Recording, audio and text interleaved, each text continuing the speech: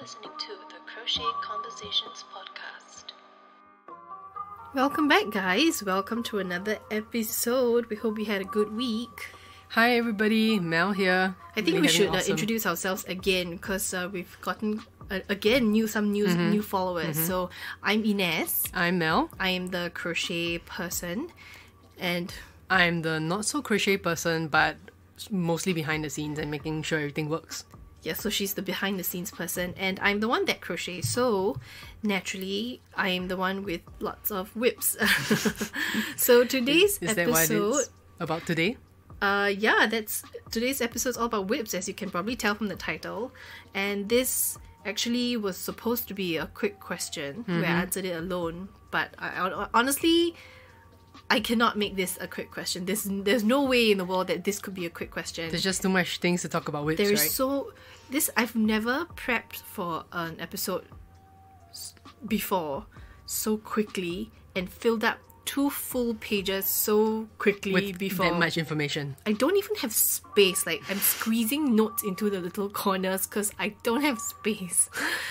And Wow. Should I be afraid to ask you, about your whips then?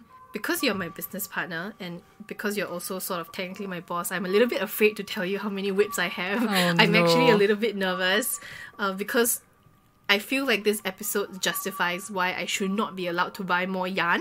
Okay, so maybe later when I ask you, how many whips you have, I'm gonna, guess. Okay, I'm gonna give a number, and then hopefully I'm near that number. I actually did count. Okay. I did it in point form. So Point I have form. 3 sections and I put them 3 all... sections. Yeah, and I put them in point form. I sort of filled up these 3 sections. Okay. And I counted just because there was an unbelievable amount of dots, like point form dots on my page. So I will give you an answer. Okay, great. Okay. But before that, I wanted to talk about something that I saw on the news, and I know you know a little bit more about it. And I'm gonna rephrase this news article. It's actually about how llamas could have a COVID cure, but I'm gonna name it as Crocheters and Knitters Save the World from COVID. So, and you're gonna explain to me in why, breaking news, guys. Oh no, actually, you have to explain that to me because I know you read the article, but I didn't. Oh yeah. All I saw was that llama blood could be used in some COVID vaccine, and immediately I hear llama and I think wool.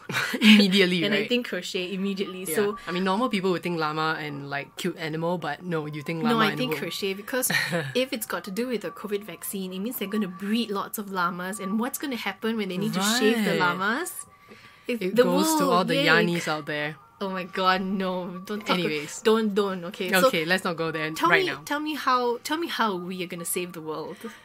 You guys, how you guys are gonna save the world? Basically, what they're saying is, in very simple terms, is that llamas have antibodies, In the blood? Yeah, smaller antibodies in the blood that's called nanobodies, and basically these antibodies are special because it binds very strongly with the COVID virus. Oh, Yeah, okay, I see. yeah. So they need to sort of breed llamas and then get the blood. Get at their the same time. antibodies And what in the world are they going to do with all that wool? That's all you care about, right? That's all At I the end care of the about. day, And yeah. come on, if more people crochet, they need to supply more wool, and then the llamas Yeah. is like 2-for-1 industry. That's true. I mean, it goes full circle, right? And if you ever buy llama wool, you can proudly say that you contributed to saving the world. the world. Definitely, yeah. So I'm pretty excited for that. Okay, sorry. I just something exciting that I wanted to talk about Yeah. this week. Okay, so let's jump back into it. And whips. Hey, wait, Whips. for all the people who don't know what whips are, I was just gonna clarify that. Whips stand for work in progress.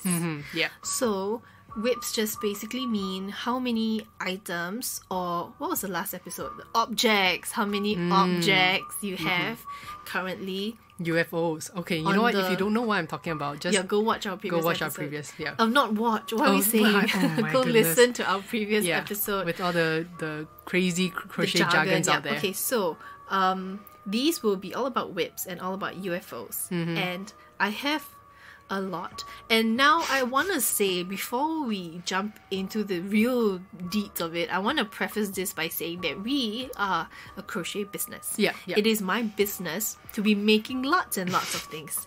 And it is my business to make products to sell, especially in crochet. So I should be allowed to include all of that under WIPs and sort of have a good reason. Okay, so all the products that I do for the website and the business is not yet included into this Not list. yet included? No, they're not. I thought left you out. were saying all this to give me like an excuse to saying like why you have so many because it's for the business, No, right? I left out all the business related crochet products. Oh my, okay. So these are the not business, but I left out all the Like for like your personal WIPs? like actual products that we put to sell, like finished pieces that I make with the intention. Hey, finished pieces. I say pieces too. I don't just say baby or projects. I say pieces. So FP. Okay, sidetrack, so sorry. I was saying, I don't. The pieces that I make with the intention to sell, that I put on the website, are packed separately away from there, and I consider that my business, so I don't count You it didn't towards count the it WIPs. in. Yeah. Okay, got it. So I hope that can sort of excuse a little bit of the number of WIPs I have Reduce today. the But number of you WIPs. wanted to guess, right? Can Yeah. you guess a number? Wait, let me guess yours. I should know, right? Because I'm the one that's sort of teaching you. Is it just one? Not much to guess, yeah. It's just one. Okay, right. Now I'm extra nervous. Okay, what's your number for me? I was thinking probably around 10, maybe? That's not Maybe too bad. Yeah, 10 that that's I can 10 probably per think of. category. Per category? Yeah, that's not what you're saying per category. No, like 10 individual like WIPs In project. total. Yeah. In total. life right now. Yeah, in life right now. Wait, you're not gonna give me the number now. And You like, are correct in a sense Oh. that it's about, I say about, keyword about, 10 WIPs per category of different type of WIPs I have going on. Oh my goodness. Okay. Okay, so do you really want to know the final number? Yeah, definitely, yeah. It's 34 and counting. 34. Yeah, 3-4. How does anybody even have 34 WIPs? I can Okay, explain. you know what? We'll get into that. Okay. I feel like this whole video might just be me making one big excuse about Yeah. why I have so many WIPs. Yeah. But anyway, this actually was a question by one of you guys. So, Oh. like I said, it was supposed to be a quick question, question. but no way. Yeah, I mean she has 34 WIPs, guys. Okay, so I'm gonna read what she said. She wrote, "Hi, I found your podcast a few days ago and I almost listened to all of them. I really like how informative they are and have learned a lot. However, I would really enjoy hearing more about your current personal projects, pattern recommendations if possible." Wonderful, but horrible question because I would talk about my WIPs forever. But I'm glad you guys are enjoying the podcast so far. Maybe that's the reason why she brought me in, to kind of like restrain her from like going over time. And also because I want to know what your WIPs are too, right? Because I know of one that you're working on, but I don't know if you have any others. Okay. So, do you want to talk about yours first? Okay, yeah, mine will like be over in 5 minutes. Okay, I think the reason why I only have or at least work on one WIP at a time, I think that's like I know how I do it. Because I'm still a beginner and I think it's easier for me to work on one and be able to complete one. I feel like if I had more than one, I would. And plus, I'm not a person who is like so motivated and I get distracted so easily. You know what I mean? And also I think that like we introduce ourselves, you sort of run the back end of the business. Yeah. So if you're busy crocheting, there's nobody like collecting payment and checking my finances. Yeah, and fair enough. But I am doing this on my free time, and but I think in terms of like maybe personality wise, I like to start something and finish it to the end. Right. And also I do too. Okay, and also because like I feel like if I'm working on too many things, I forget what stitch I'm working on. Right. So I think it's more of like a memory thing, and I don't want to like forget like what am I working on and like screw the pattern up or something like that. I actually never forget what I'm working on. Yeah, I mean, No, now it's just something I'm realizing because you said that if you pick it back up, you might not remember what you're doing and what. But as you're saying it, I'm trying to think, have I ever picked up a project and forgot, the most I forget is what size hook I'm using if I don't write it down. And I always say, guys, write everything down. And it's also advice that I'm struggling to take for myself. Or maybe because you have like 34 whips, you know. I have 34 sizes, but there's no excuse though, actually. Yeah. I should have written them out, all written of them them. down, Yeah. you know, put them in the proper Ziploc. I don't, okay? Let's just straight up say they're everywhere. So to prep for this episode, I had to hold my notebook and a pen and walk around the house and slowly go, oh, right, here's a whip. And then I write it down. So my question is, why are your whips all around the house? Well, because I separate the personal whips and the office whips. So I have two main categories of whips, under which there are three categories. Okay, so what, my whip part is over already, right? We're going into yours now, Oh, right? sorry, was yours not over? Okay, no, that is over. Let's go into yours. I am so hurt. I'm so sorry. Yeah, no, it's fine. Would you like to continue with your whips? Well, maybe I want to add one more thing. Okay. Is that I feel that for me personally, you crocheting gets me motivated to crochet Aw. also, and I think that's important With when my 34 whips. yeah when you're trying to complete your whips, you know. Right, okay. Yeah. So when I crochet, You're like it my makes you wanna... CAL, my Cal. What's with me and the crochet jargons? My God. Oh, right. For a moment I went, Kel. Who's Kel? You're my Cal. Okay. Anyways, Yeah, but I guess sometimes when I'm crocheting, you do sort of look over and go, you make me feel like yeah, I crocheting need to crochet too. now. Yeah. Yeah, okay, so thank you for finishing, and I'm Yes, I'm sorry done. for interrupting you, but I'm very excited to get into Yeah. it. Yeah. Let's get into it. And to be fair, you asked me a question, why are there whips all over the house? yeah. So some of you know that we converted a room in our home into a home studio. So this big bedroom is now an office, and it's where I work and all that. So I like to, and because before this we were living in sort of a smaller house, right, a Yeah. studio apartment where there were no separations between walls.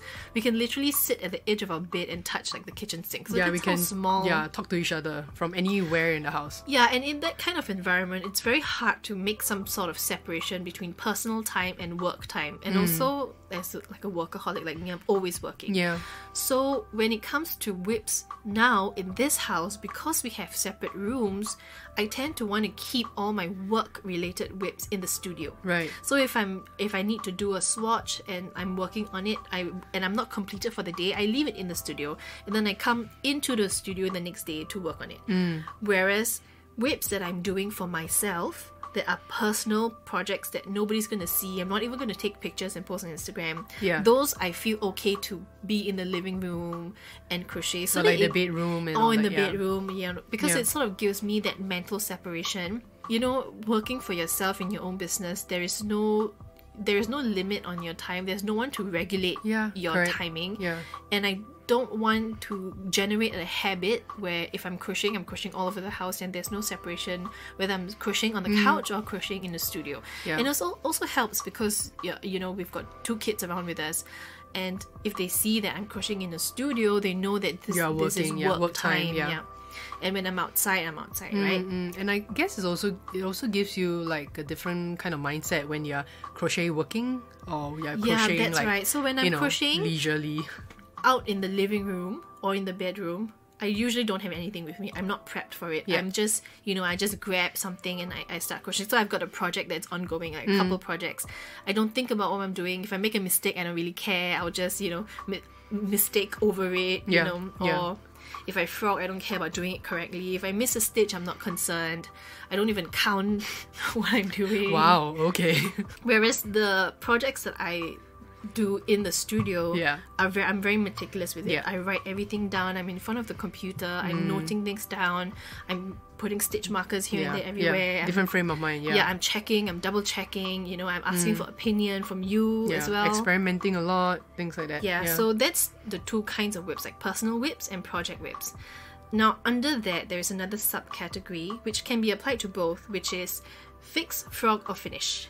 Fix, frog, finish. Yeah. Okay. So it's 3 different kinds of whips that I have pending and my whips are in a basket. So what you're saying is your 34 whips can be categorized into these 3? Yeah, or correct. This is a separate category altogether. My 34 whips, I've got like about 10 per category. So I've got 10 fixes, 10 frogs, 10 Okay, finish. I see. Yeah, and I've included a list of more personal projects. There's nothing to do with crochet. It's got to do with my other artistic work, and I sort of added it as a little bonus. Okay. And that is also inclusive of the 34. And all this 34 is in one big basket. No, yeah, not like all over the place, Not all, yes. yeah, they're all over the place. So, okay, let's stop rambling and let me really jump right in. So my 3 categories, again, like I said, fix, frog, and finish. So basically, it's things that I need to fix. Either there's a mistake with it, either I don't like it, or I hate it, or something. And I know I need to, alter or amend. Or probably have to research a little bit more about first. Or if I'm stuck in a little bit, I just need to fix it somehow. I don't entirely want to frog it. It's not a toad, right? But I don't like it in its current state. Okay. So that could be under a fix. Okay. Now, frog are things that I've done and I absolutely hate. Like finish? No, right? I mean, obviously these are work in progress. It may or may not be finished. Okay. So, like, for example, like I've got a headband that I did that I really, really hate because it's in the wrong material. It's done, the ends are sewn in, it's secured, it's ready to go, but just something about the material I really don't like. So it goes in the frog section. Do you find that you are kind of immune to the pain of frogging things already because you do it so often? Every time I see you frog something, especially when it's complete, like I have a bit of in my heart, even though I'm not the one that's doing it. I guess because I hate it. Right, okay. And when I hate something, like a project specifically, if I hate it, keeping it brings me more pain. More pain. I see. Okay, I understand. Yeah. The act of frogging and destroying it brings me so much joy. Okay. Especially if it's something I don't like. What am I gonna do with it? Yeah, If that's it's just true. sitting around the house giving me like. Every time I look at it, I go, oh my god, okay, what am I going to do with that? It's yarn that I've already used. And frogging a completed finished work, I obviously have to like waste some of the yarn. I probably have to cut some away, and I won't be able to salvage the whole Everything, thing in one yeah. nice piece. But at least it's like 90% of the yarn I get back. That's true. So the idea of getting back 90% of yarn sort of outweighs the pain of frogging. Okay, fair enough, yeah. I think I only really feel pain when I do a project that I really like for a customer and then she changes her mind halfway and then I have to undo it. Right. And so like that's really the only times where I'm sad about frogging. Frogging something. Okay. But I get what you mean, because when you frog something, Yeah. I feel sad. And it's not even my project, like you said. Yeah, right. It's the other way around. I think it's the idea of looking onto somebody destroying a work that Yeah. you know they put man hours into it. Yeah. So that's frog. And then I have finish. So these are things that I like where it's going. I just haven't found the time to do it all, or maybe I'm in the process of doing it. Okay. But it's not it's nothing that I want to frog or Is there nothing like that I want a to fix. bulk of your whips that goes into this category? Not really actually. I Only think a a few. bulk of them goes into the fix and frog. Okay. Let me jump into it. I have a list. Okay. Oh my gosh. Long list. Long list. Okay, so let's talk about my fixes first. I'm just gonna literally go down the list, okay? I have a bunch of dream catchers that I'm making. And I've added tassels to the bottom of these dream catchers, but I don't like the way the tassels look. And also because the yarn, I use acrylic yarn for this. And so the tassels don't have that weight to sort of pull Doesn't fall down nicely. Yeah, so I want to kill the feathers, kill the tassels and add feathers instead. The only problem is that I have to make these feathers. Right. So I want to Individual make feathers, yeah. individual, maybe like 5, maybe like 3, probably 5. So I need to fix it by cutting away the tassels and adding on feathers. Okay. The next fix is I've got a peplum top. It's a spaghetti top, all black, and it just under the bust section it flares out into like a peplum. So it's like Like a wavy sort of. yeah, correct. Yeah. And I've actually finished this, but I found that the peplum is a little bit too short, and with the particular pants I want to wear it with, it doesn't cut me nicely, and I think I need to extend the peplum. Yeah, I think that's the thing with clothes, right? It's like a very slow Yeah, process. it's like an ongoing process. So that's something that I have to to fix. I need to increase the length of the peplum, but this yarn is in a skein, which means I have to de-skein it and wind it into a ball, and all that is sort of like putting me off. And as it is in this moment, it's a functioning top. I can wear it out. So it's not high on my priority list, although it's high on my I want to do it for myself list. Yeah, this is the reason why whips stay as whips, right? You're not so motivated to like get back on it because there's something else that's always like a higher priority than that. And there are also a bunch of like bits and bobs that need that are completed, like swatches, for example, that needs the ends sewn in, or they need to be categorized.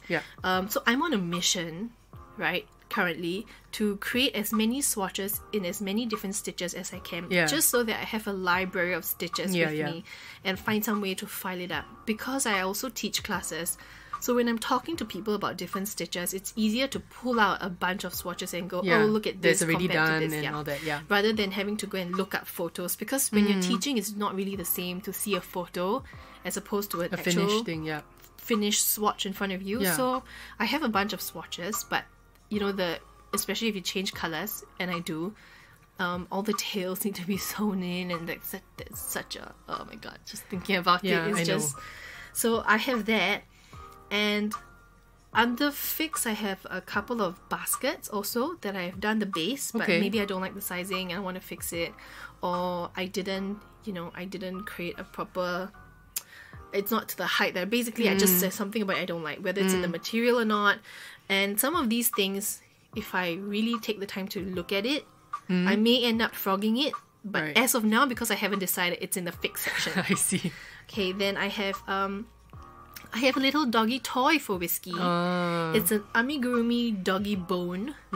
As of now, it looks very obscene because I've only done half done, is it? Yeah, and I don't like. It's starting to look very phallic because it's got two of the knobbly bits at the end and a long shaft coming up from it. And why is it not going to the frog section? I don't know yet. Feel that it needs to be frogged yet. Okay. I just maybe need to make the ball section not look so ball-ish. Okay, got it, yep. And I have to make the other half, and I can't decide whether I want to do it or not. So before I can decide, it stays in the fix section. Okay. So to me, sometimes frogging things is also a fix. And then I have a couple of crochet face masks in the fix section, which are pending me sewing a fabric lining to the back of it. Like the filter-ish. Like the filters, because crochet face mask on its own doesn't provide any sort of protection for anyone, right? So I'm still waiting. I've done a few. I've got a pink one and a grey one, and I just haven't found the time to template them and, like attempt to wash it first and then, sew in the straps and whatnot. Yeah, not just like one step crochet and you're done. It's like and 2-3 step process. Maybe I should also explain that all my projects are like multi-step, and I like to combine things, so it's not just crochet alone, it's crochet with something else. Right. So a lot of these whips are whether, like, for example, like crochet tops, I probably need to add a button here or a button there that it's just not done because until the button is on, it's not complete. It's not complete, and I like to crochet, right? And I want a finished product, but I also like having like mixed media. I like to add different things like leather, like the hardware and all that. But to me, once the crochet section is done, in my head it's done. Although it's not really done, so I can't technically really call it a finished project. So that's why my fixes are so much. Okay, fair enough. There's something else too that I'm kind of ashamed to admit, but it's my virus shawl that I've been talking about all throughout these episodes. Yeah. So I think we started this podcast like 4 months ago, I think. Yeah, around there. And I first mentioned this like early on in like first, second episode, and it's still not done, guys. So it's almost done. It's basically one row from finishing, and I ran out of yarn in the middle of the final row, so I have half a row left to do. I see. It's so little, but it's like so close yet so far. I don't really want to rewind a new ball just for that little bit. All my tails are still hanging out. I've got a stitch marker smack in the middle of this shawl, but I'm using it. I use it every day still, with all the ends, all the hanging tails everywhere, hanging out, and it still feels comfortable. And like I've come to accept it as it is. I guess like my question would be, how do you get motivated to get back on these projects then? Like you say, it's like you're not that far away, you're almost there to get it complete. Like, how do you motivate yourself to get back on it? if I knew, maybe I wouldn't have so many whips. But Okay. I guess it has to come to a point. So for this virus shawl in particular, if I'm sitting, because this virus shawl is draped over my office chair, right? So I'm sitting in front of my computer on the chair, and this virus shawl is draped behind me. So if I happen to be trying to export a video, or say maybe export a podcast episode, and that takes a little, like a minute or so, like 60 seconds, I might during that time just sew in one end and then cut that one end. It's like, well, whichever whip is like the nearest to you, you just grab it and like start crocheting. Yeah, and if it's sewing in an end, it's you know, it's no commitment at all. Yeah. It's on the chair that I'm sitting on. Yeah, I'll it's just there, yeah. Yeah, and the moment the video or the podcast or the information that I'm trying to download onto the internet, it downloads and it goes bring and download complete. I just throw the whip away. I mean, not throw it away, but throw it to the side, and I just focus back on what I'm actually doing. So it's like, just sewing the ends is really just like an afterthought. Right. And it's funny because it's got a stitch marker hanging out of it. Like, it's a pink shawl and it's a blue stitch marker, so it's very obvious. I did that deliberately to remind yourself that it's still incomplete, right? Yeah, but I mean, I love it with its, you know, incomplete sides. With the little stitch markers hanging here and there. Sometimes a tail or two might tickle me, but I can live with that. Okay, one last fix. I've got a couple of keychains. Okay. In feathers. So you know the crochet feathers I said I wanted to do for the dream catchers? Yep. I also make these little feathers to sell on the website because they're pretty popular with the kids. And I like to change colors. So a lot of these feathers have colors that are not changed. So when it's time for me to change a color, and if I'm bored of it, I just stop. Halfway. So it's like half of a feather. It's half of a feather, yeah. So then I throw it into this basket of things that I can, you know, close my eyes and pick something, and that will be the project I complete that day. If it happens to be a feather, then I'll complete the feather. So I guess your whips are kind of like a mixture of like really big projects mixed with like some small mini projects here and there. Yeah, and it's the small projects that kill me, man. I really hate the small projects. They're fast to finish, but it's like it doesn't give me any satisfaction of completion. It doesn't give me any like sense of like, yes, like I finished it, you know. There's no like gratification. It's just like, okay, I gotta churn this out, you know. Yeah. So that's my fix section. Now let's talk about my frog section. So these are things that I'm gonna frog them, so I know that it's at the end of its life cycle. It maybe even hasn't even had a chance to live, but I'm gonna kill it already. I'm just gonna, you know, gloss over this section really quickly because I'm not that interested to talk about my frogging things. So I've got a couple of swatches to frog. And these are swatches that maybe I've done, and you know, because I am not so good at documentation, sometimes I redo the swatches. So it is like a duplicate? Yeah, and so as I'm in the middle of it, then I realize that, doesn't this feel familiar? And then I stop, and then I look into my basket and go, okay, I've done this before. Okay, I'm gonna frog it. But then, what do I do now, right? And they're not connected to a ball or anything. It's just spare yarn. So because it's spare yarn, I can just toss it into the basket and go, okay, you know what? I've done this before. I'm not going to do it again. I'm annoyed now. I'm not even going to touch it. I'm going to throw it into the basket. This would be a frog, you know? And I've just collected an insane amount of swatches and the thing is, I don't feel a motivation to do it because this is spare yarn. It's the ends of... It's not like you can use it for something else. What can I use it for? You know, it's probably like 5 meters or... You know, it's like really, really short ends. And what am I going to do with them? Yeah, and it is quite a hassle to frog things, actually. It is, and then they tangle. And so until I know what I want to do with it, I try not to frog it. Because what if I frog and it tangles? And then I just have to throw it away anyway. And the whole purpose of frogging is so that I don't have to throw and waste things. And they're all different yarn weights. So it's not like I can combine them and do something with them. So I have those. Okay. There are also other swatches that are like test pieces. So pieces that I do for my for work that I put up on my website to sell. the final product that you see is probably like the 6th or 7th edition of it. So the first piece, the second modification that I do, the third, fourth, all these pieces need to be frogged. Yeah. And these are complete pieces with the end sewn in, and maybe they have been tested a couple times.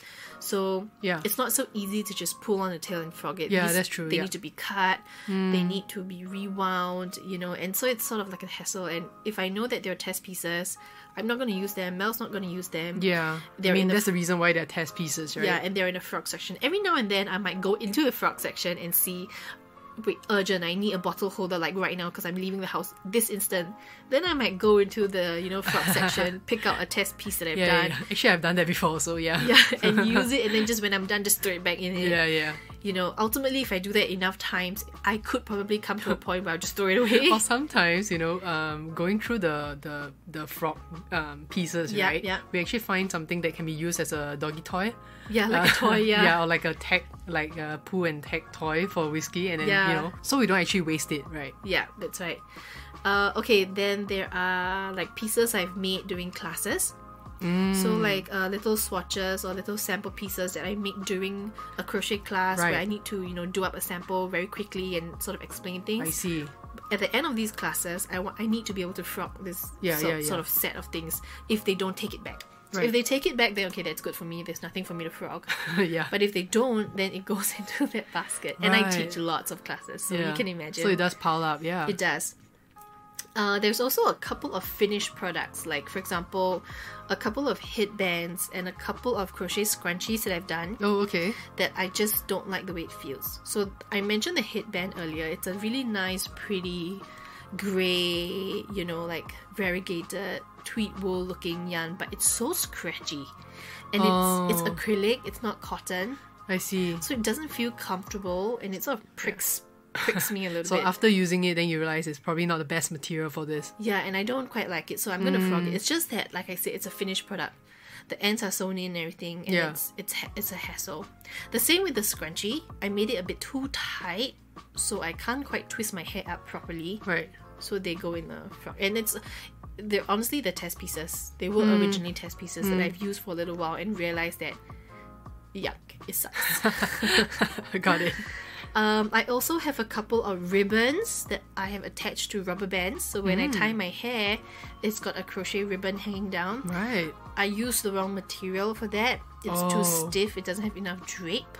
So those are getting frogged as well. And I also have one crochet top. It's not in the frog basket. It's hanging in my studio, but I hate it so much. This material, I can't quite just frog it just, you know, on any random day, because my dad actually got this material for me, and it's a really nice bamboo viscose cotton. It's a really good material. It's just that I made the crochet top too large.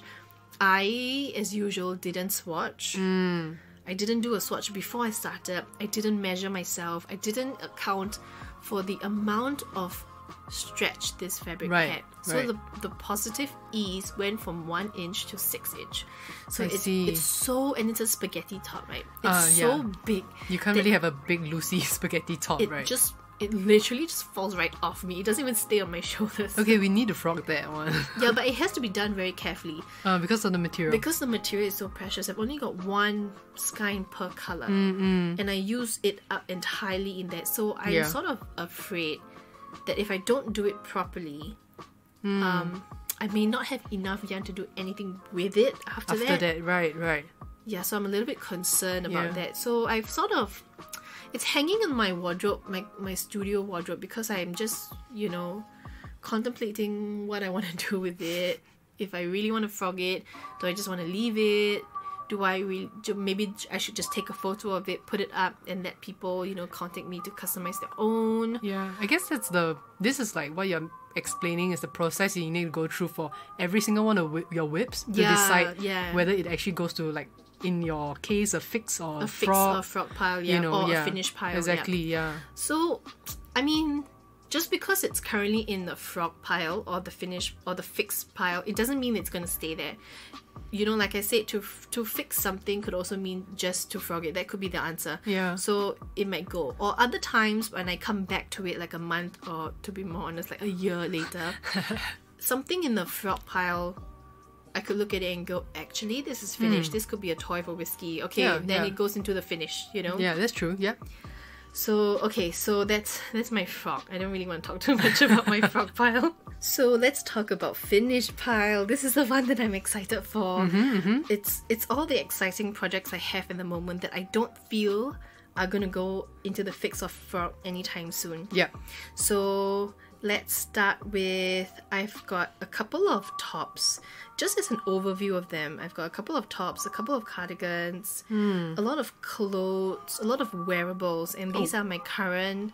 I've been really into making wearable crochet lately. I forgot to mention that my one and only whip is wearable as well. It's a cardigan. Yeah. So basically, when I talk about, okay, let's talk about that, okay? It's a cream tweed wool cardigan in the lemon peel stitch. That's mine. Yeah. And Mel is making the exact same thing, but in grey tweed wool. That's why I say you're my crochet partner in this. You know? Yeah, and so this is like our little challenge to each other. Yeah. Every time I crochet, you know, we sort of compare it to each other. Like, where are you at now? Yeah, like, how many balls have have you used up? This is a very competitive household. And so we will have, at the end of this project, we will have the exact same sweater but in different colours. Yeah, I can't wait. I can't wait too, because I think that the grey tweed, the dark grey, really dark grey, it suits you so well. I really like the colour. And the light cream one is, I really like that colour. And I think the only way that I'm catching up to you is because you have 34 whips, you know, in progress, and I only have one. I guess that says something about me too, right? Despite having 34 whips, I still am at a level that, you know, you are at. You mean what it says about me? So that's one of the project that we're doing. It's this tweed wool is actually quite thin. It's like maybe a DK, like, no, it's like more like a sport baby weight. So it's what size hook are you using? 4. Okay, yeah, that's like me. So I'm using a size 4 hook too, but it's actually, it should be a size 3 hook. Oh, okay. But I want it to have a really nice drape to it. So it's going to be like a butt length kimono cardigan kind of thing. So it's going to be longer. Yeah. And I can't wait for mine. And because the lemon peel stitch is sort of textured, I think it lends so well to the look of tweed wool. Yeah. So that's one. So right now we just started it. I'm almost finishing my second ball. Really? Yeah. No way, I just started my second ball. Yeah, you got a lot of catching up to do then. But yeah, because we just started it, right? I feel like it's not top priority because I've got another project that I'm so close to completion. Which one is that? The C2C cardigan, the grey one. Okay, let's move on. So we have that cream tweed wool cardigan that I'm currently working on. And then I have another crochet cardigan also that's a long, like, butt length. Is there any other word I can use apart from butt length? No, waist down. No, below the waist. Above the knee. Okay, I'm just gonna stick with butt length. You guys know what I'm saying. So it's a C2C. It's a cardigan built up in C2C. So it's a back panel, 2 front panels, and sleeves, right? So I've done the back panel. I've done the 2 front panels. I've attached them on. I've done the trim at the bottom, right? The half double front loops only trim at the bottom. Now I'm building the trim along the front of the cardigan, and it has no sleeves yet. So I just need to finish that trim and add the sleeves. The only problem is not that it's a problem, but the only reason I'm procrastinating is because it's 2 colors. Yeah. It's because it's C2C, right? So the design ends on the diagonal, and so the trim that I'm making needs to sort of match the diagonal lines across and the color. So I've got like 3 little bobbins of yarn that are attached. So I'm using bobbins for this. I use 3 different bobbins so that I can put in different colors at different sections. So that's taking a little bit of a time because I've got 3 different balls attached to it at any one time. Wow, okay, I see. And it's just a matter of getting it done because the cuff, it's really just a plain single crochet border. And then the sleeves, I have to do it too. I don't think I'm making too long of sleeves, probably just at my elbow. Right. So that should be really quick. And yeah, then I'll be done, just sewing the ends and it's done. So Yeah. I'm so close to completion. So for that Do you have reason, enough yarn for that? I have more than enough Oh, yarn. I've budgeted okay. more than enough yarn for this. So Okay, that's good. I'm quite happy. It's just that it needs to be done. And because I can't just take it out, work on it for 5 minutes and put it back. Yeah, Because it's for got sure. bobbins attached to Yeah. it, right? And if you guys don't know what bobbins are, they're basically little balls of yarn that you attach to your work at different sections, especially when you're working with color play Yeah. or changing a lot of colors and are not necessarily in rows. Where when you change colors in like different sections, you really want to focus on using one ball of yarn for one section and another ball of yarn in another section, Yeah. even though they're all, going to be part of the same project. Yeah. So bobbins work that way. So this one has got like 3 bobbins, like I said. So if I take it out to work on it, it's an investment of time. Yeah, you It's- kind of have to plan it, right? I not only need to plan for the time involved, I need to plan for the space involved. Yeah, you need your bobbins to be like allocated nicely. Yeah, and this I can't just put in my lap. This sweater has to be laid out on a flat surface, and Yeah. I move myself around it to crochet basically. Yeah. So that's one. I'm also working on another crochet top. It's like Okay. a crop top. And it's a French-inspired crochet crop top. It's going to be navy blue with thin white stripes going across it. And the bottom third will be red. Okay, have you And started the on second this? top- Yeah, already? I've done the Oh, first. I've done the first white stripe. Okay. And it's in a baby soft acrylic, so it's really nice and comfortable. And this one, I'm gonna count this as 2 whips, because my best friend wants the exact same top as me in a different color. Oh, so you're doing it for her as well? Yeah, so I'm Okay, doing one okay. for myself, and I'm gonna replicate that in the colors that she wants. Okay, yeah. Then it is 2 whips. It's yeah. 2 whips, which I haven't started that yet because I'm gonna experiment on mine. First. Yeah, because it's I'm using the linked double crochet stitch. Okay. The only problem is that I'm finding that the linked double crochet stitch gives me a very fat stitch. So I'm considering ripping it out. I mean, I'm not too far along that it feels like a frog. It's just, a couple rows. I'm probably on like row 5 maybe. So I'm like super new into that. So you I have might to try. frog that and use a larger hook size. Ah, okay. So I'll experiment, and when that's done, then I'll recreate that same thing in the second piece one. for my best friend. Then I have a scarf going on at the moment for no other reason apart from the fact that it was really pretty yarn. And I know that I want a scarf for myself. I've got two shawls, triangle shawls that I've made. Yep. But I don't quite yet have a personal scarf for myself. So I have a grey, it's color changing grey yarn, but also variegated. Right. So it color changes from light grey to from dark, like a medium dark grey to light grey, with variegated with a little bit of white streaks and black streaks in between. So it's so pretty I looking. can't wait to see the finished product for this I one. can't wait too, And Yeah. so far, what I'm doing, I really like.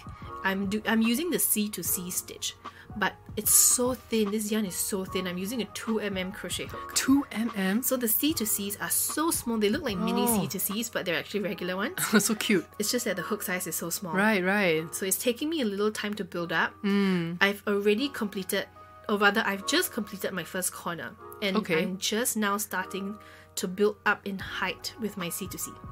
So I'm closing one side and opening one side as I go along. So I am not giving myself a timeline for this. Yeah. This will be one of those TV projects Right. that so Mel and I are currently binging on the Lost series. Yeah. And this is something I do when I'm going to call it my lost scarf Your lost at the scarf. end of it. So that's another project that I'm working on. Okay. I have a blue cardigan that has been half done for the past since Mel started her Granny Square sweater. Oh, Your yeah. Granny Square crochet. Okay, then it's cardigan. quite some time back already, I think. Yeah, do you remember around that time I started a Granny Square cardigan too Yes. for myself? It's a light baby blue. It's made in Oh, my yeah. It's made in our own house brand of yarn. Yes, I remember. House of Yarn. And it's because I have a blue and white dress Hmm. that I wanted a cardigan to match. I think that's the reason why you suggested for me to do Granny Square. Yeah, because I was doing a Granny Yeah. Square, and Yeah. this is the solid Granny Square. It's not the regular one, not the clusters Granny Square. Okay. So it's taking a while, and Actually, Granny Square's projects are quite tedious. I feel tired just thinking about it already. It's the connecting of the granny squares I hate. You know, because I'm connecting them with the slip stitch back loops only. So I put, you know, I pick up the back loop of one, I pick up the back loop of the other one. Yeah. Then I pull my yarn through them both and I slip stitch to close in the middle. Yeah. So it's so tedious because you pick up literally like stitch by stitch. I think initially I wanted my granny square to be like a lot bigger and longer, but you stopped because I was like, okay, you know what? This is enough. Yeah, it's just so tedious. The only reason is just thinking about it. I'm not going to frog it. I'm too far along. Yeah. My back panel is already done. I've done 1 or 2 squares of the front panel already. But, you know, maybe I'll just won't add sleeves. Sleeveless. If I'm desperate enough for it. No, but the whole point of getting a cardigan is because this dress is a spaghetti top dress. Okay, I understand that. And I want to keep my shoulders protected from the sun. Yeah. So, and I guess in Singapore weather, it's okay to have it sleeveless, right? No, but what's the point then if I can't protect my shoulders and my arms from the sun?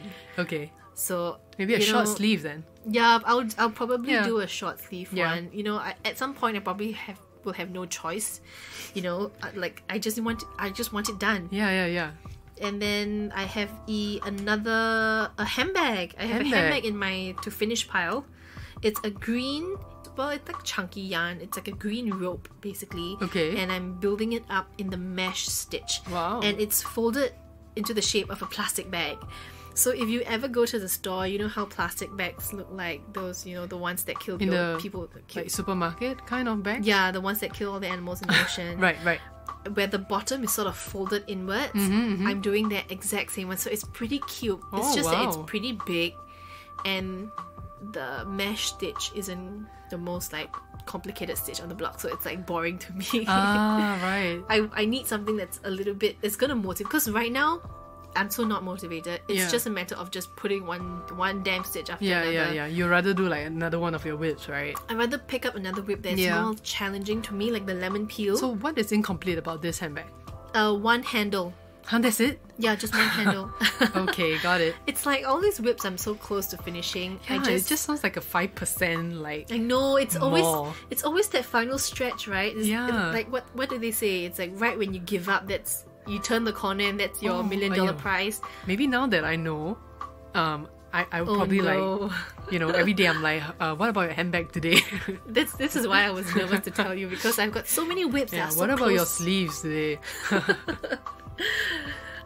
So I have nothing to say. You're absolutely correct. Okay, is there more on the finish? I've got one more crochet item in my finish pile, and that's my crochet flower board. Oh yeah, yes, the flower board. Yeah, it didn't occur to you, right? Because it's sitting outside in the living room. Yeah, tucked away into a corner. Yeah, so, but I see it every day. Yeah.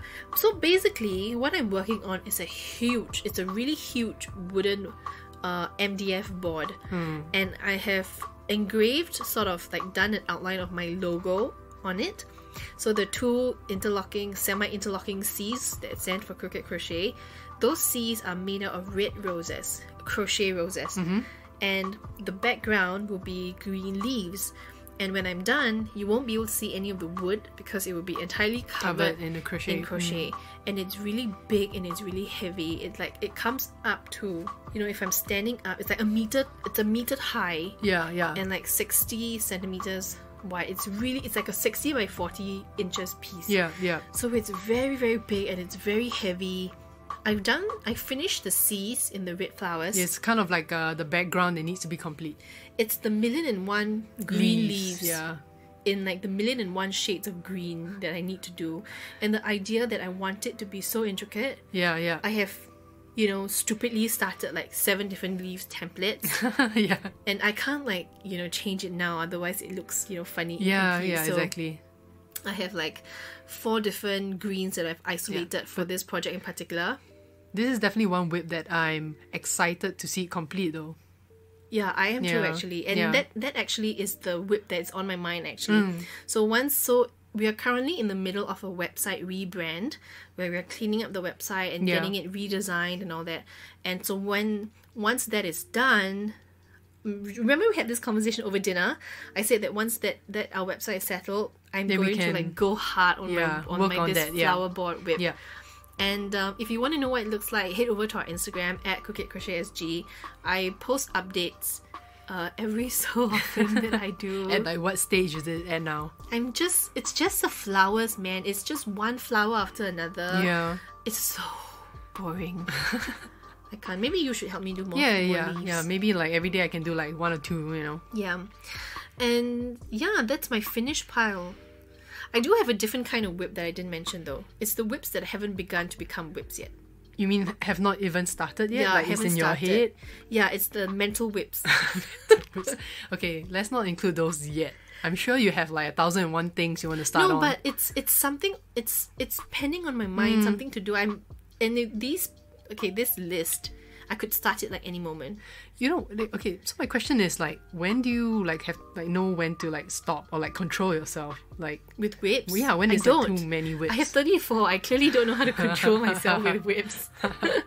So, okay, but let me explain why, right? I have certain Ziploc baggies, like huge, like jumbo Ziploc bag size, like the 5 quarts kind of Ziploc Right, sizes, that I fill with like bulk yarn. So maybe in that one Ziploc or the bag, I've got maybe 4 or 5 or sometimes 6 balls of yarn. Yeah. And I haven't touched it. It's still in like the bullet skein or the ball. And I don't touch it because I know what it's going to be.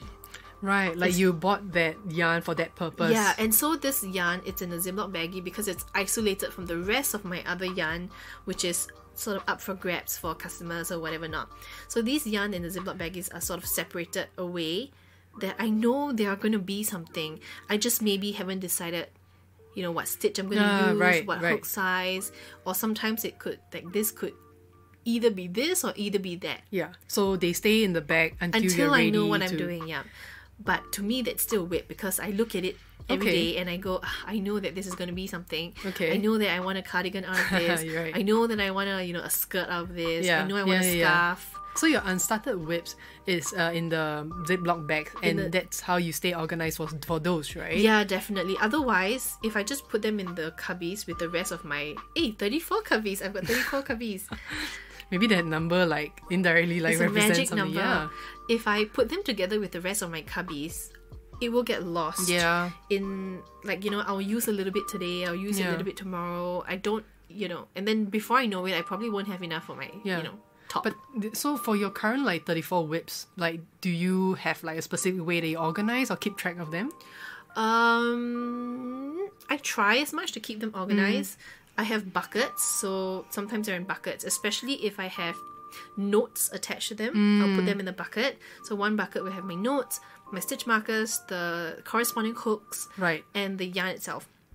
If it's very big, like the cardigan that's like butt length, kimono cardigan thing, I will put it in the another Ziploc baggie. Ah, right, okay. And so that's the reason why my living room is filled with Ziploc baggies of crochet. Yeah.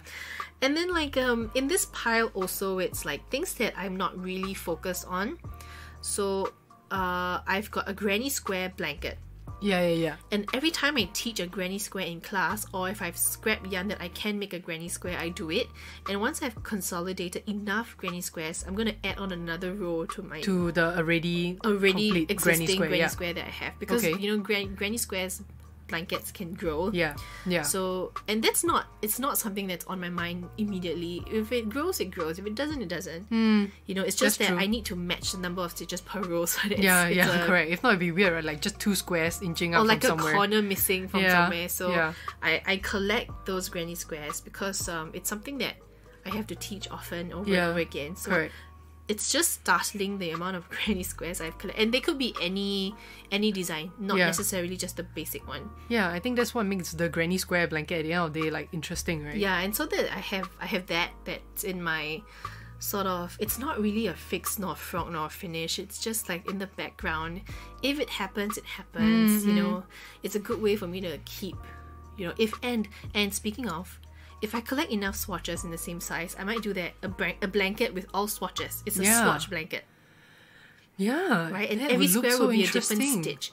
to be honest, yeah. I think that it's just, I don't know whether I have the mental capacity for All the that at the time, moment. actually. No, I mean, if I'm gonna do swatches already, Okay, Are they going to fair stay in a enough. pile, or should I just put them in a blanket? You know, maybe it's a better idea because then you don't have to frog all these swatches. Yeah, that's you know? true. And I want to collect swatches, right? I want yeah. every single stitch I can find on the internet, make into a swatch. Yeah. So that's that. And I also have, I bought the Burnett blanket yarn. I intend to make a couple of floor rugs for it. Yeah. I just haven't decided where I'm going to put this rug and what size. Yeah. Because the size will depend on the location I put it in, Yeah, right? yeah, correct, yeah. So that's also sort of sitting on my shelf. Like on your mind. Yeah, at the back of my mind. And because it's the bulky Burnett, it takes up so much space. Oh, yeah. So if that's I can true. use it up into a project immediately, Then you have more space. I have more space Yeah, there to you buy go. more Yeah. yarn. And one last thing is that I crochet handbags that incorporate leather pieces. Yeah, the hardware, yeah. Yeah, the hardware. So whether it's a leather base or leather side panels or a leather handle or the leather flap, the front flap of Yep, the yep, bag. yep. So these are also in my mental whip pile because I know I need to get to them at some point. Right, oh yeah, because you already have the hardware. It's it's- just the act of putting it together through crochet. Yeah, and deciding what color I want it to Yeah, be, yeah, you yeah, know. understand. And I'm also sort of nervous on starting something because what if I have a customer that comes in with a request last minute and say, I want this leather hardware with like grey yarn, and like, what if I've already done it in pink yarn? I'm not Yeah. gonna frog it, right? Yeah, yeah, yeah. And leather pieces are not expensive, and they're very expensive to source. To source, yeah. Yeah. So those are like sort of my mental whips, but they're all kind of work related. So I just had a visual image of your brain, just filled with crochet, and like it's just split into like, okay, mental whips, current whips, and like physical frog, whips, fixed whips, frog and then whips, that's, finished whips. Yeah, that's it. But at least it's organized, At least, fair enough. At least I know.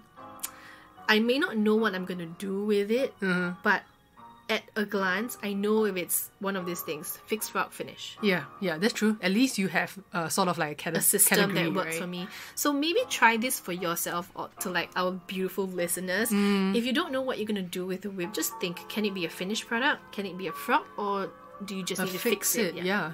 Sometimes like a crochet pouch looks ugly as hell, and you think you wanna frog it, but all you need maybe is like some flowers. Nice hardware or Or something. or like hardware or handles, or maybe crochet flowers in the same color, that's true. stick over your disgusting part. And it's like beautiful already. Yeah. And like have a basket. So I have a basket. I got it from Crate and Barrel. It's like over $100 just to store my whips. Yeah. But it's 3 tiers. So each tier corresponds with a fixed frog finish. Yeah, and I also guess you shouldn't be afraid to frog something if you really have to also. Yeah, I received a message on Instagram regarding one of our previous episodes where someone said that they were so afraid to frog their work because they've already done so much. But honestly, I think it's more important to frog it if the finished product is going to give you stress. Yeah. If the final product is going to give you more anxiety, and if you already hate it now, can you imagine putting in more man hours into something you hate? Yeah, that's true. I'd rather yeah. you frog it and tell yourself that this is a learning process.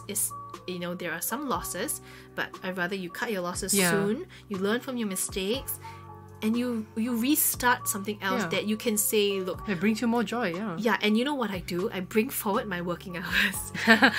So if I've spent say like 10 hours on a cardigan and I hate it and I end up frogging it, Okay. and then I spend another 10 hours on the new cardigan, Okay. I will claim that I do it for 20 hours. This cardigan cost me 20 hours of my life, which is kind of true, right? Yeah, it's true, yeah. Because your Correct. first 10 hours that you Yeah. did on the stupid toad piece, Yeah. it's a learning Yeah, experience that correct. has now led to you creating this. So don't be afraid to give yourself double the credit if Okay, you yeah, have fair to, enough. if it makes you feel better about frogging your work. So go forth and frog your work. Yeah, there's definitely more benefit at the end of the day, Yeah, and I mean, this is not this is not like an all-inclusive thing. Of course, I have some whips that are like custom orders from customers, but these are specific products that customers are requesting. I have, things I need to make, whips like small projects I need to do for my Instagram. And because I maintain a crochet Instagram, it's sort of hard to always come up with new new things to photograph. Yeah. So that's also on my, that also adds to a lot of the frog pile. Yeah. And custom orders, people who contact me with special requests for things that they want, whether it's like a scarf or a top or a bag or a pouch. All those I have not included into this. Yeah. Into this. Yeah, so the pile is like a lot like bigger than what? Yeah. Yeah. And it's, it's a bit more difficult when you run a crochet business to like not have 10 million whips going on, because this is what, people pay me for. This is what I sell, right? Yeah, my exactly. experience in crochet, my ability to crochet. Yeah. And I feel like that sort of excuses me having like 20,000 whips. Yeah, okay, yeah, fair enough. I mean, you have to do it for work. So I would assume that the normal person will probably have half the number of whips. If a normal person with no crochet business has half my whips, you have too many whips, dude. I mean, look at you. You are a normal person running a crochet business, and you have one girl. Whip. One whip girl. Yeah. I love that. Right. I'm a poly whip girl. You are Mono-Wip You're girl. more like a crazy whip girl, I think. Okay, well, I accept that. Yeah. And so let me include a little fun thing. It's also whips that I'm working on, but it's got nothing to do with crochet. So I don't know whether some of you guys know this, but those of you who also follow my personal Instagram know that I paint. And I do abstract painting, usually in acrylic, sometimes in watercolor. Yeah. But it's abstract painting and it's huge. And I have rolls and rolls of canvas, and I have an equal amount of space dedicated to my paint and my canvas and my paint supplies. So I work on a lot of paintings, and unlike crochet, paintings are not something that you can do in one sitting. Yeah, you that's sort true. of need to put that, the first layer down, the base layer, and if I'm priming my own canvas, I need to put the gesso down. Yeah. I need to let it dry in between layers, and because I produce abstract work, I can't sit down and do it in one sitting. I need to let the layers dry. I walk away, I come back, a couple days later. And then you work on it again. Yeah. Yeah, and so I have a couple of paintings going on at the moment. Okay. One of which is a huge piece that I've named like Tuscany, and I remember that. Yeah. She was completed, but the more I look at it, I think she's not. So I have to go back to the drawing board with this painting. I see. And look at it and decide, what I'm gonna put. There were other paintings, like I did an abstract gray and white textured piece. That is done. I've already put down my first coat of the first isolation coat of varnish because I seal all my paintings, and now that I just need to let it dry for a full 24 hours before I put on my final matte top coat. It's also varnish. quite time consuming. Yeah. It is very time consuming, but I need something that is not crochet to enrich my soul. Different purpose. Not that crochet doesn't, but I can't have my work and my hobby be the same thing. That's fair gonna enough. drive me crazy. Yeah. Agree. So I have a couple of whips regarding the painting. Yeah, I Some guess you of can call them- that whips as well. They yeah, are whips, yeah, right? They are, yeah. They're extreme whips because they take so long, and they're very huge. I think that's the thing about your art as well. Like, you sometimes don't know whether you're actually done or not. You could, like, for Yeah, that's example, true. the grey or the white one you were telling me about. Yeah. You were telling me for a long time that it wasn't done, And then then one one day day- you just said, "I think it's done." Yeah, I just looked at it Yeah. one day and go, you know what? It's done. It's done. I'm I was gonna like, call it's it. done. Yeah, I ran to the living room to tell Mel. I said, guess what? You know that grey and white painting?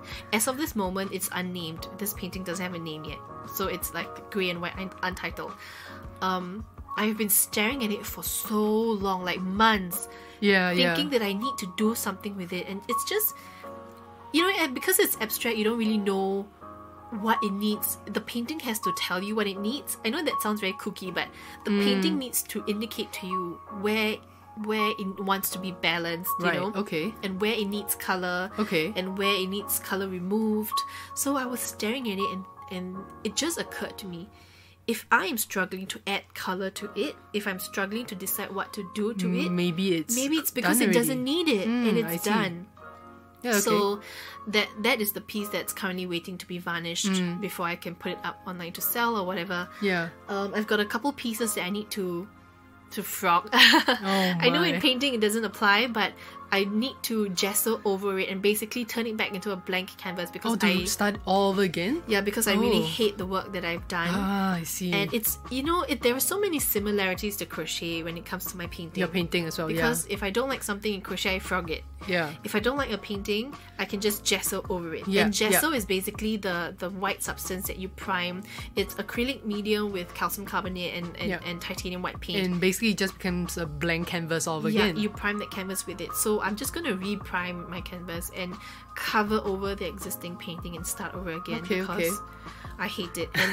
And as the artist, I'm able to say that I want to do that. And that's very similar to my crochet as well. I guess that's why, you asked earlier whether I feel like sad from something. I don't, because I know that it's just part of the learning curve. Yeah, and I guess it's your own work. So you know your feeling behind your creation, right? Yeah, and every piece I sort of have an emotion attached to it. And unless I'm back in that emotional state, I cannot continue that painting cohesively. I can't make a cohesive painting. Which also goes back to your art form, in doing crochet. Yeah, that's right. And so if I'm making a cardigan because it's like a rainy day and I'm working with a particular stitch, I'm very highly aware that my emotional and mental state affects the way I crochet. Yeah.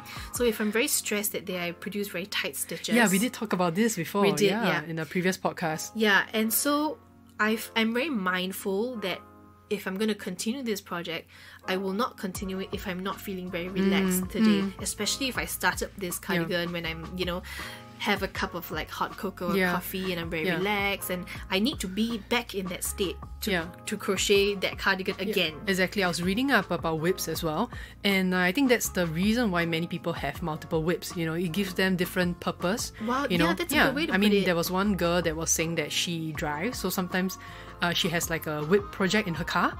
She's waiting for or kids whatever. Or then she has like different whips for like different purpose.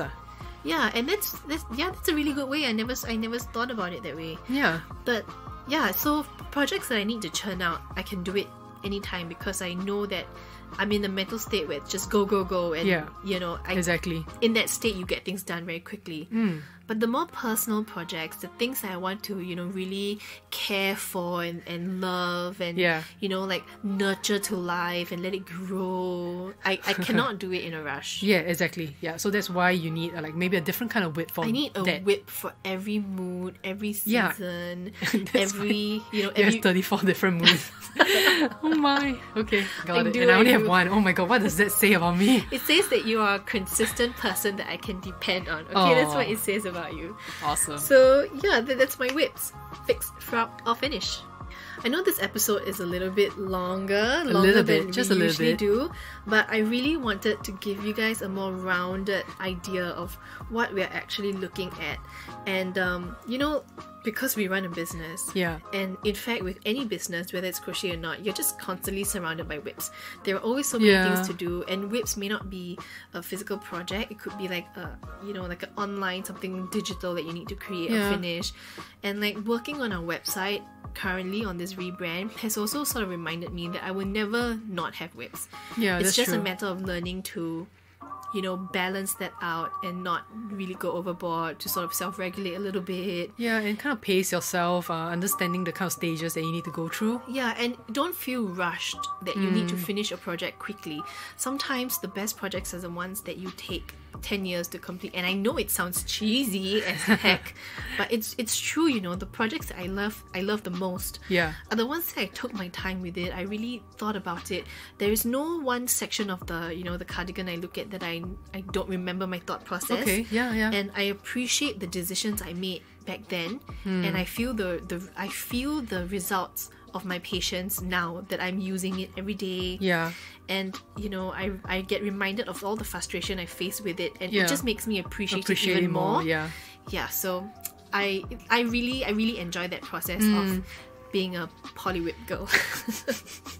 So share with me, you guys, all your current whips, and like your forever whips and the whips that you feel like you take forever to do. Or even those that you don't complete, that's fine. Yeah, and the ones that you frog to, or the ones that you frog and then regretted. I'm sure that I have many. Don't even get me started on that. But share with me, your current whips. You can find us on Instagram and Facebook at Crooked Crochet SG. Send us your questions also there. Or you can text us on WhatsApp or our number at 91272743. Or email us. We are at crookedcrochetsg@gmail.com. Send us your questions, send us your requests, and I would love to get to them because my favorite, episodes to do are the ones where you ask me questions. So I really feel like I'm having a conversation with you guys. Yeah, exactly. Right? Yeah. So check back every Sunday. New episodes released every 12 noon. And Singapore we'll see time. you. Oh yeah, Singapore. I keep forgetting that we have international Yeah, I listeners. love our international listeners. Hello, Thank you. guys. Thank you for joining us. And okay, we'll see you next week. Bye. Bye.